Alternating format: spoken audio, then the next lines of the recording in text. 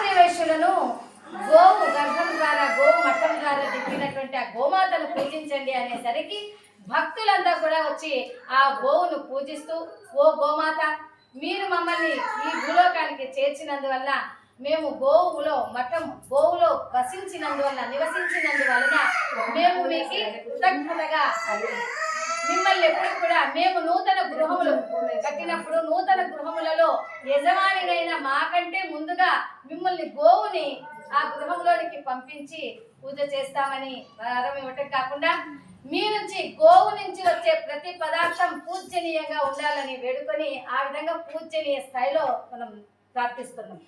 గోవు యొక్క క్షీరం, గోదధి, గోఘృతం, గోవు యొక్క స్పర్శనం, గో దర్శనం, గో పూజనం, గో దానం, గో పూజ, ఇవన్నీ కూడా గోమైనం, గోపంచ, ఇవన్నీ కూడా మనకి గోవు నుంచి వచ్చేటువంటివి. గోవును తలిస్తే చూస్తే కొన్నిటినమ్మా చూస్తే చాలు పుణ్యం వచ్చేస్తుంది.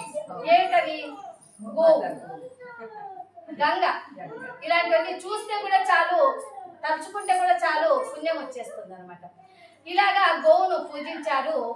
అంతేకాకుండా అనేకమైనటువంటి మన శుభ పరిణామాలు ఏవైతే మన పెళ్లి రోజులు, పుట్టినరోజులు ఉంటాయో అలాంటప్పుడు పండుగ దినాల్లోనూ పర్వదినాల్లోనూ గోవుకు ఆహారంగా అలచందలు, శనగలు ఇలాంటివన్నీ కూడా గోవుకు నిత్యము ఆహారంగా పెడుతూ మేము గోపూజ చేస్తాము అని గోవును ప్రార్థించారు ఆర్యవైశ్యులు.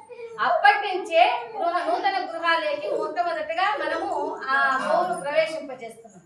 మనల్ని చూసే మిగతా కులాల వాళ్ళు కూడా ఈనాటికి గోవులను మొట్టమొదటిగా నూతన గృహంలోకి ప్రవేశిస్తున్నారు.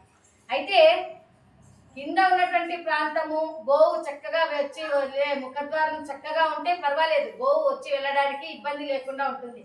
కానీ ఇప్పుడున్న ఈ సిటీల్లో ఇప్పుడున్నటువంటి ఈ ఇరుకు ప్రాంతంలో లిఫ్ట్లు ఉంటాయి చూసారా, చిన్న ఇరుకు ప్రాంతం. ఇలాంటి లిఫ్ట్లో ఆ గోవుని ప్రవేశింపచేసి పాపం గోవు తిరుక్కోలేక గోవు ఇబ్బంది పడుతుంటే కూడా చాలా బాధ అనిపిస్తుంది. కాబట్టి చాలా మనం గోవును ముఖ్య ఉద్దేశంగా పెట్టుకొని కాస్త ముఖద్వారం కూడా మనం పెద్దగా పెట్టుకోవాలన్నమాట. జై గోమాతకి.